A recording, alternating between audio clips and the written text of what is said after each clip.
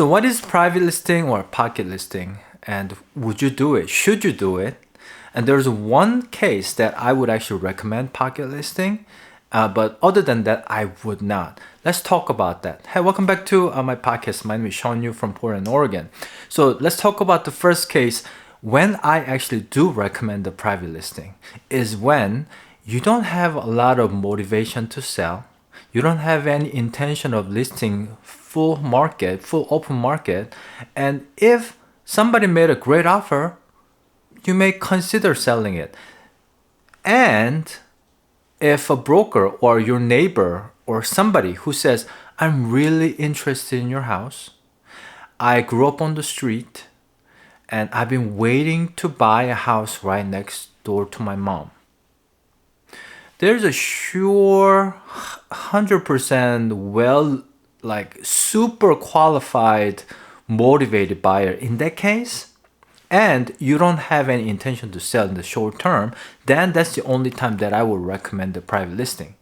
Because with one party, that's one party listing or private listing, whatever you call it, because you're not going to be jeopardized on banned on public market.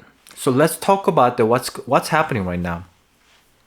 So right now, the NAR, basically in March of 2025, they allowed a private listing, meaning a big brokerage or whoever, they can keep their listing information within the brokerage or within their own private network. Let's say, imagine like New York City, high-end, high lifestyle, only brokers, like 50 of them, they share that information within certain internal brokerage website or something like that.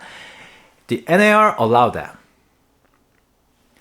Now, a couple days ago, both Zillow and Redfin came out and said that they're going to ban those privately marketed listings if they're not entered into MLS within 24 hours of marketing on their private website. So they're basically battling. I'm not going to go into the details of why they're battling. Well, the short answer is they're just trying to get more market share. That's all. They don't care about you. They just want to make more money. So other than that one case scenario, your neighbor or a broker with an actual buyer wanting to see it tomorrow, that's the only time private. Otherwise, if you do private, here are some things that could happen. Well, first, your listing will be banned from Zillow and Redfin down the road. So you're going to lose a lot of exposure to a lot of buyers' attention. To get the best offer, you need to get the full exposure, because we don't know exactly where those buyers are, where your real buyers who will buy your house at the top dollars are. They could be in, like Austin, Texas right now. They could be in like New York City. They could be in South Korea, in China. You don't know.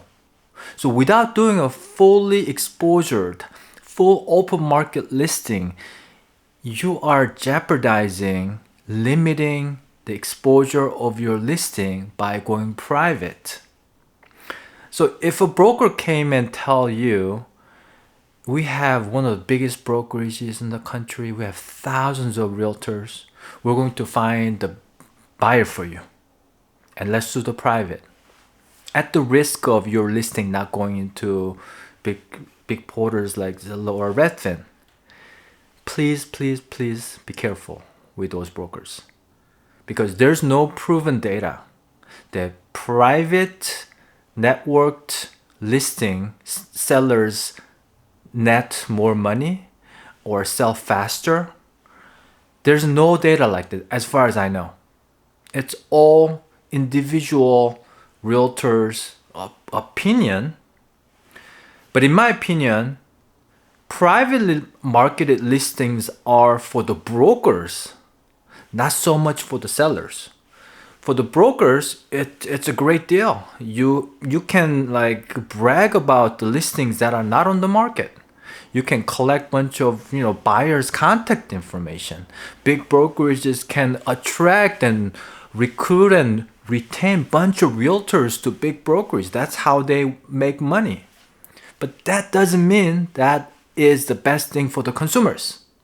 That's why me as a realtor selling for about 17th year now, don't ever do the pocket listing, because you're going to limit the exposure of your listing, and that's going to potentially financially hurt you, meaning you're going to make less money because you're going to get less offers because there are less buyers interested in your properties. There are going to be plenty of buyers who are not going to even see your listing. That's the main point. So don't trust private listings are going to be beneficial. There's going to be a lot of those talks coming up. Those brokers are more interested in their own benefits and profits.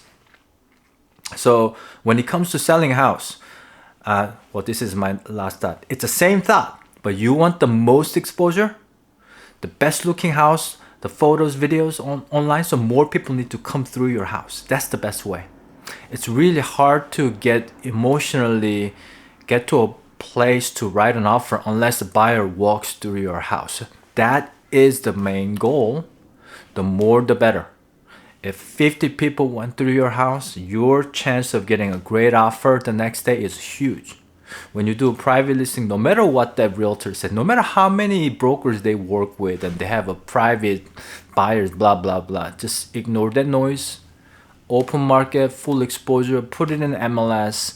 That's the best way to get the best result to you as a home seller. So hope that makes sense. Please hit the like button and subscribe if you haven't. So hopefully that will reach more home sellers like you. If you're in Portland, Oregon, I offer 20-minute free introductory consultation. So you can give me a call at 503-515-4499. Thanks so much for watching, and I'll see you in the next video.